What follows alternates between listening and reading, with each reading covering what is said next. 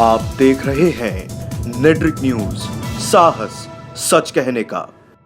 नमस्कार, नेट्रिक न्यूज में आप सभी का स्वागत है। मैं हूं आपके साथ सपना दुबे।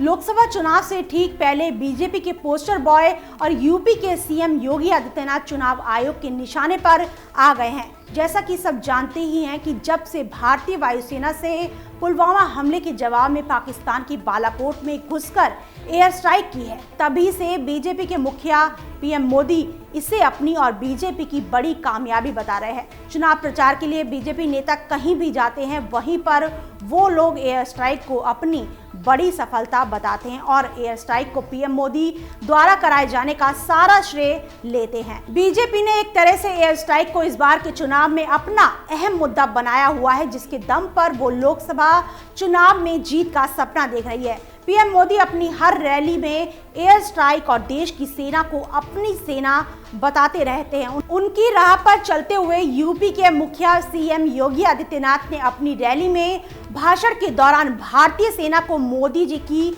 सेना बताया, जिस पर अब चुनाव आयोग एक्शन लेने का सोच रही है। दरअसल 1 अप्रैल को सीएम योगी ने गाजियाबाद के बिसहाड़ा गांव में एक रैली का आयोजन किया था, जिसमें सीएम योगी ने विपक्ष पर हमला बोलते हुए कहा कि कांग्रेस के लोग आतंकवादियों को बिरयानी खिलाते हैं, लेकिन मोदी जी की सेना आतंकवादियों को गोली और गोला देती है। अपने इसी बयान पर सीएम योगी पर चुनाव आयोग के निशाने पर आ गए, क्योंकि चुनाव आयोग ने सीएम योगी के भाषण की कॉपी मंगवाई है। इसी के साथ इस मामले को संज्ञान में लेते हुए चुनाव आयोग ने उत्तर प्रदेश निर्वाचन आयोग से इस मामले पर रिपोर्ट देने को कहा है। सीएम योगी के सेना को मोदी जी की सेना बताकर इसे जवानों के पराक्रम और शहीदों का अपमान कर चुनाव आयोग के नियमों का उल्लंघन किया है। गौरतलब है कि बीजेपी के एयर स्ट्राइक और विंग कमांडर अभिनंदन की तस्वीरों को अपने प्रचार में शामिल करने पर विपक्ष की शिकायत के बाद चुनाव आयोग ने इस पर एक फैसला लिया था।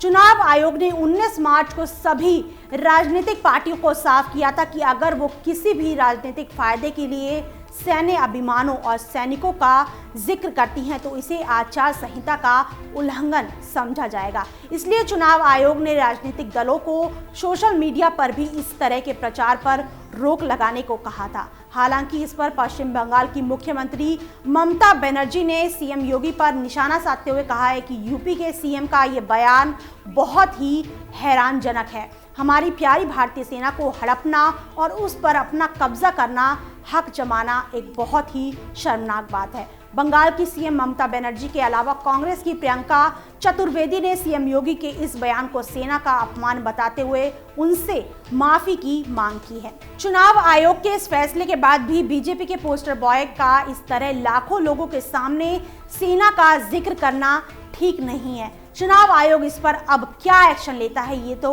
आने वाला वक्त में सबको पता चल जाएगा, लेकिन आचार संहिता का सीएम योगी को ऐसे उल्लंघन नहीं करना चाहिए था। फिलहाल के लिए इतना ही। बाकी देश और दुनिया की बड़ी खबरों के लिए देखते रहिए हमारे चैनल नेट्रिक न्यूज को।